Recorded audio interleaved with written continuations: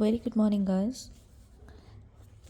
अब हम प्लीडिंग से रिलेटेड ही अगला टॉपिक पढ़ रहे हैं। इसमें कुछ टर्म्स हैं जो कि प्लीडिंग से रिलेटेड हैं और ये हो सकता है कि एग्ज़ाम्स में आ जाएं। जिसमें पहला है कंपलसरी अमेंडमेंट्स। देखो, कंपलसरी अमेंडमेंट्स वो होते हैं जब भी कोई प्लीडिंग डिफेक्टिव, इनकम्प्लीट लगे या एम्बिगियस लगे, तो ऐसे टाइम पे कोर्ट भी अलाउ कर देता है कि आप उसको कर लो चेंज। ठीक है, पढ़ के बताती हूँ। When the pleading are defective, incomplete or ambiguous, in such situation, amendment of pleading must be allowed to be done either on courts, on all or on the application of the opposite parties। तो इसमें court खुद भी कह सकता है कि amend करो, या फिर अपोजिट पार्टी या कोई भी पार्टी भी बोल सकती है कि अमेंड करना है। अब ये जो कंपलसरी अमेंडमेंट्स है, इसी में द कोर्ट में order the to amend upon such term as to cost. उस जो कोर्ट है, अमेंडमेंट जो है कोस्ट से रिलेटेड भी बोल सकती है, या फिर कोर्ट को लगता है कि प्लीडिंग के अंदर भी चेंजेस करने हैं जिसमें कि जो मेन क्वेश्चन है वो ना ख़राब हो पूरी प्लीडिंग में। ठीक है, द कोर्ट में order amendment in pleading and on its own will for determining the real question in controversy between the parties. तो एक तो कोस्ट वाली बात आ जाती है, उस पर कोस्ट लगा के अमेंड होगा। ठीक है, और एक नॉर्मल ये है जिसमें रियल क्वेश्चन ना ख़राब हो। अगला है, अगर द कोर्ट में order amendment on its own by using inherent powers भी यूज़ करके कोर्ट अमेंड के लिए बोल सकता है कि भाई हमें ये ठीक नहीं लग रहा, आप इन सारी चीज़ों को चेंज करके लाओ। अगला जो पॉइंट आ जाता है हमारे पास वो है स्ट्राइकिंग आउट ऑफ प्लीडिंग। देखो, अगर कुछ भी ऐसा कोई नया पॉइंट आता है तो एग्ज़ाम में कंफ्यूज होने की ज़रूरत नहीं है। स्ट्राइकिंग आउट ऑफ प्लीडिंग से सिंपल समझना। स्ट्राइक तुमने कभी सुना है कि जब हम यूट्यूब पे वीडियो डालते हैं तो समटाइम स्ट्राइक आ जाती है, तो वहाँ वो वीडियो नहीं डलती है ना, या फिर कॉपीराइट आ जाता है। तो आप इसको उस वे में ध्यान रख सकते हो। स्ट्राइकिंग आउट ऑफ प्लीडिंग ये वो वाला टर्म है जिसमें द कोर्ट में eight any stage of the proceeding, court किसी भी स्टेज पे प्रोसीडिंग के ऑर्डर कर सकता है, order to be struck out और amend any matter of the pleading. ठीक है, कोर्ट स्ट्रक आउट का ऑर्डर दे सकता है और प्लीडिंग में कभी भी कहीं भी अमेंड के लिए बोल सकता है। ठीक है,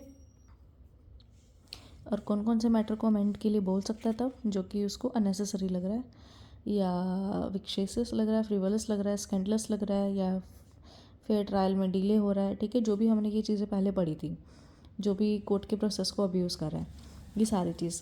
तो अगर आप ऐसा कुछ भी गलत काम करोगे तो यहाँ पे स्ट्राइकिंग आउट ऑफ ऑर्डर या स्ट्राइकिंग आउट ऑफ प्लीडिंग या ऑर्डर टू बी स्ट्रक लग जाएगा। ठीक है, अगला पॉइंट करते हैं एक्सटेंट ऑफ अमेंडमेंट। आप देखो, पॉइंट से ही पता चल रहा है, बिल्कुल कंफ्यूज होने की ज़रूरत नहीं है कि अमेंडमेंट का क्या एक्सटेंट है, कहाँ तक हो सकती है। ठीक है, अब इसी के बारे में पढ़ते हैं। थर्ड वन ये रहा, द एक्सटेंट क्या है, the extent not changing the original cause of action. ठीक है, कि ओरिजिनल कॉज ऑफ एक्शन जो मतलब कांड हुआ है उसको चेंज करने की ज़रूरत नहीं है मटेरियली। ठीक है, कि जैसे कि कॉन्ट्रैक्ट से रिलेटेड कि सर इसने ये फुलफ़िल नहीं किया, कॉन्ट्रैक्ट नॉट फुलफिलिंग है ना, तो मेन कॉज ऑफ एक्शन जो है वो जिस डे से हुआ वो सारी चीज़ें चेंज नहीं होनी चाहिए, main issue. And subsequently and by allowing amendment of pleading at any stage for determining the real question in controversy between the parties. ठीक है, मेन रियल क्वेश्चन इम्पॉर्टेंट है पार्टीज़ के बीच में, तो यही एक्सटेंट है, यहाँ तक ये ज़रूरी होना चाहिए, यही एक्सटेंट है। ठीक है, इससे ज़्यादा ज़रूरी कुछ भी नहीं है अमेंड करने के लिए। अगला हम पढ़ते हैं, amendment to add new relief. देखो, ये जो पॉइंट है amendment to add new relief, यहाँ पे इसको इसलिए ही डाला है क्योंकि कोई भी नया टर्म आपको पता होना चाहिए। ठीक है, अगर हम इसके बारे में पढ़ते हैं, ये तो इसमें अमेंडमेंट की बात की गई है किसी भी न्यू रिलीफ को ऐड करने के लिए, अमेंड करने के लिए, कि कोई भी हमें नया रिलीफ चाहिए। ठीक है, चौथा है ये, इसमें चलते हैं। by adding of such consequential relief there is no material amendment change. कोई भी मटेरियल अमेंडमेंट चेंज नहीं होगा अगर वो रिलीफ के लिए बोल दे कि सर मेरे को 10,000 और दिलवा दो, तो ऑब्वियसली ये कोई मटेरियल चेंज नहीं है. और amendment there is no material and amendment change in the original cause of action. ठीक है, पर आगे देखो क्या लाइन लिखी है. The philosophy behind such allowing of amendment is to discourage multiple filing of suits premises. पर इसके पीछे जो फिलोसफी आती है वो ऐसा है कि डिस्करेज करती है मल्टीपल फाइलिंग सूट्स को. तो हाँ ऑब्वियसली कोई जाते जाते ये बोलते हैं कि सर आप इसे 10,000 और दिलवा दो, है ना. तो अमेंडमेंट करना हो कोई नया रिलीफ तो ये गलत रहता है, मतलब हमें लगता है ऐसा फिलोसफिकली. अगले 5th पॉइंट पे आते हैं. Effect of failure to amend pleading. अगर प्लीडिंग अमेंड करने पे फेल हो जाता है कोई तो क्या होता है, ये है 5th. इसके बारे में हम पढ़ते हैं. इसमें देखो मैं आपको बता देती हूँ. प्लीडिंग अमेंड करने के लिए आपको लेटर देना पड़ता है. ठीक है, सबसे पहले लीव का जिसमें आपको टाइम मिलता है लाइक 14 डेज़ कि आपको इतने टाइम तक आप प्लीडिंग को अमेंड कर दो और फिर सबमिट करा दो कोर्ट में. अगर सबमिट नहीं कराता तो वो चीज़ वहीं पे कैंसिल हो जाएगी, डिनाई हो जाएगी जब तक वो कोई आगे एक्सटेंड ना कराए अपनी डेट्स. ठीक है, अब इसको पढ़ते हैं तो कैसे आएगा. Provides that if a party who has obtained an order for leave to amend does not amend accordingly.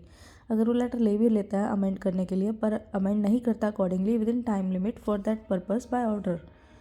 ठीक है, और जो टाइम लिमिट है विद इन 14 डेज़ का है from the date of the order, तो परमिट नहीं किया जाएगा उसके बाद अमेंड करने के लिए, ऑल्टर करने के लिए after the expiration of such limited period, जैसे कि 14 डेज़ बोला हुआ है, unless the time is further extended by the court. ठीक है, अब हम अगला करते हैं इसी पे. Voluntarily amendment. वॉलंटरीली अमेंडमेंट जब पार्टी वॉलंटरली कर रहे, पार्टी और कोर्ट सारे ही ये चाह रहे हों कि अमेंड कर लिया जाए. इसमें पढ़ते हैं. That either party to a suit में apply for voluntary amendment of its pleading as में necessary for the purpose of determining the real question in controversy between the parties before the court, and the court may allow the amendment of the pleading at any stage but not as a matter of right but as a matter of judicial discretion in the interest of justice. ठीक है, मतलब सारे खुद ही चाह रहे हैं तो करने दो, कराने दो.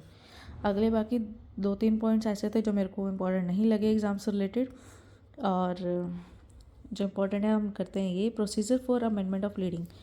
तो उसमें छोटा सा ही पैराग्राफ दिया गया है प्लीडिंग का क्या प्रोसीजर है अमेंड करने का, प्लीडिंग को अमेंड करने का क्या प्रोसीजर है.